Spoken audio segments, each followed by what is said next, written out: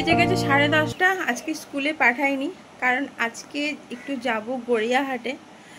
পুজোর জন্য শপিং বলবো না, অনেক দিন হয়ে গেছে, প্রায় 1 বছর। তো আমার অনেক কিছুই জিনিস নেই, যেমন বেডশিট, ওর ঘরে পরা জামা, আমার নাইটি, মানে এক্সট্রা যেগুলো লাগে আর কি, সেগুলো নেই, সেগুলোই কিনতেই যাব। তো পুজো উপলক্ষটা ঠিক নয়। তো চলো, সে আমার এখানে বিছানা টিছানা হয়ে গেছে, ও বসে বসে এখানে টিভি দেখছে, তো দেখে নিক। আর আমি এখন মানে চাটা খাবো, একটা অ্যান্টাসিড খেয়ে নিই, কারণ খাওয়া দাওয়ার আজকে বড্ড সমস্যা হয়ে যাবে। আর আমি বাইরে বেরোলে না কিছু খেতে পারি না, আমার খুব অস্বস্তি ফিলিংস হয়। এবার জাস্ট ঘরটা মুছবো, স্নানটা করবো, ওকে করাবো স্নান, আর অভিজিৎ স্নান করে পুজোটা দিয়ে নেবে, ব্যাস কমপ্লিট হয়ে যাবে। এখন বেজে গিয়েছে 11:30 থেকে 12টা প্রায়। আমরা রেডি হয়ে বাইরে বেরিয়ে পড়েছি, আমি আর মেয়ে। আর অভিজিৎ গেটের চাবি দিয়ে ওরা আসবে। চলো, আজকের ব্লগটা সারা দিনের পুরো রাস্তার ওপরেই শ্যুট হয়েছে। গড়িয়া থেকে গড়িয়াহাট পুরো রোড তুলে ধরার চেষ্টা করেছি, আর আমার কিছু ভয়েস দিচ্ছি, কারণ আজকে সেরকম কিছু মানে ঘটেনি, আর রাস্তায় বেরিয়ে মনটা যেন কেমন একটা হয়ে গেল। তো চলো, সবই তোমাদের সঙ্গে তুলে ধরছি, কেন কি ধারা। তো এটা হচ্ছে, এখান থেকে আমরা অটো ধরি, চলে এসেছি। আর এই ভয়েসের মধ্যখানে আমার সমস্ত ইউটিউব পরিবারের বন্ধুদেরকে জানাই welcome back to my S ফ্যামিলিতে। আর মর্নিংটা যেহেতু অনেকক্ষণ আগেই শুরু করেছি, আর গুড মর্নিং বললাম না।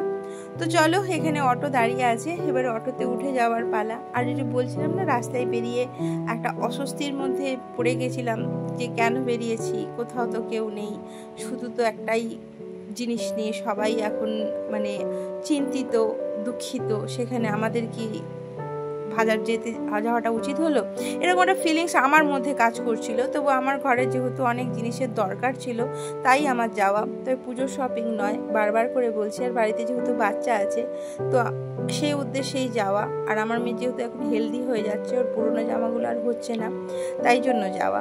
তো এখানে অটোতে তো উঠে গেছি। এবার রাস্তায় যেতে যেতে দেখলাম যে এই গড়িয়া স্টেশন অবধি মানে অনেকগুলোই গণেশ পুজো হয় প্রায়, তো একটাই প্যান্ডেল চোখে পড়লো।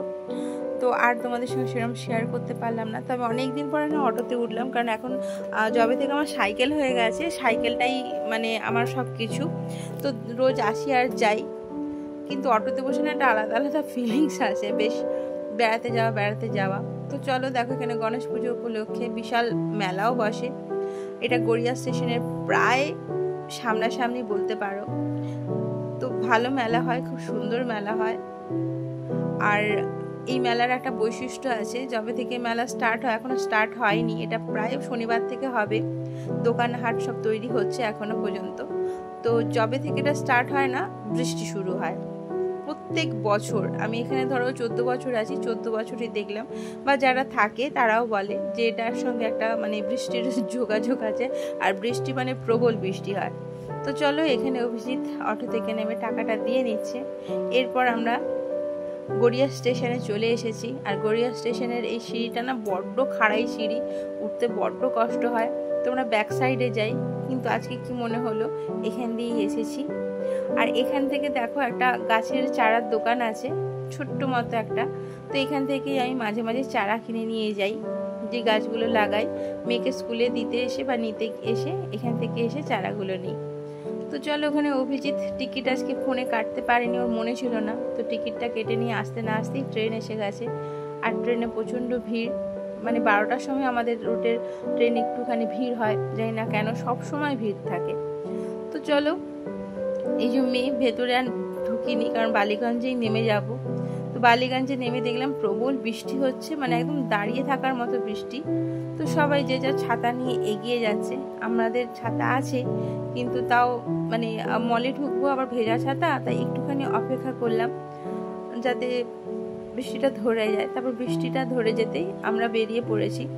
তো বেরিয়ে পড়ে ফার্স্ট স্টার্টিংয়েই যেই মানে জিনিসটা দেখলাম, গড়িয়াহাট মানে একটা জমজমাটি বাজার, তো সেই জিনিসটা নেই।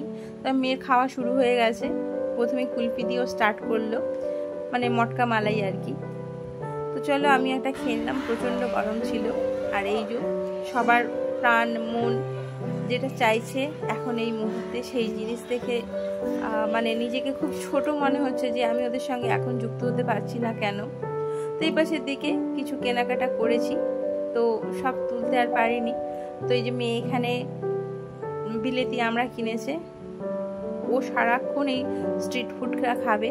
আজকে দেখো আমি ভয়েসটা দিচ্ছি, মানে ভয়েসের মধ্যেও সেই জোরটা নেই যে রোজ কীরকম একটা করে সাজিয়ে গুছিয়ে বলি, মানে কেমন একটা ফিলিংস আসে যখনই আমি রোডের এই জিনিসগুলো দেখছি।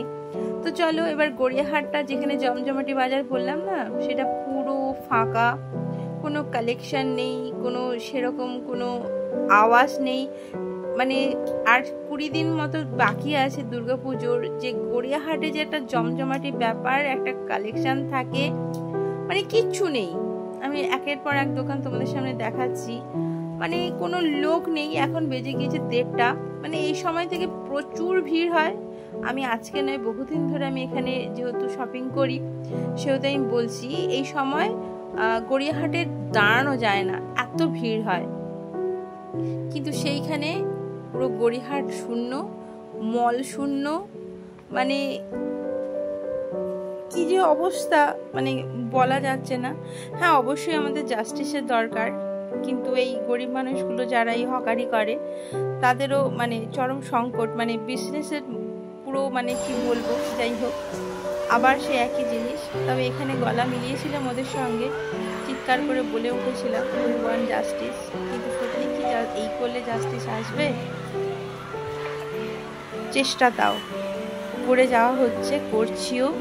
তবে গড়িয়া থেকে যতগুলো মিছিলে বেরিয়েছে বা করেছে সবগুলোতে কয়েকটাতে অ্যাটেন্ড করার চেষ্টা করেছি, সেগুলো আর ভিডিও করিনি, কারণ ভালো লাগে না ভিডিও করে তুলে ধরতে।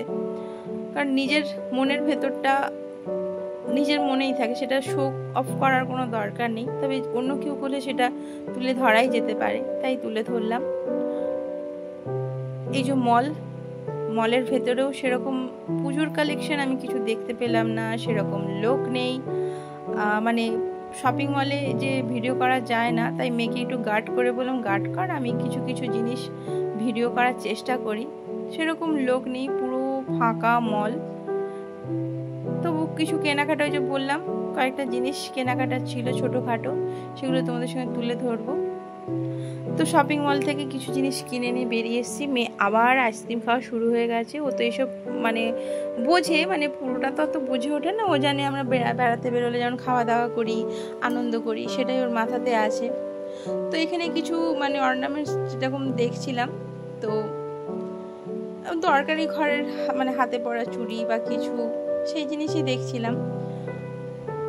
কিন্তু ওই যে বললাম, মন থেকে সেই পুজোর যে আবেগ, পুজোর যে আনন্দ, সেই জিনিসটা কোথাও না কোথাও মানে খুবই, মানে কি বলবো, বলতে পারছি না, নেই, ছিল না।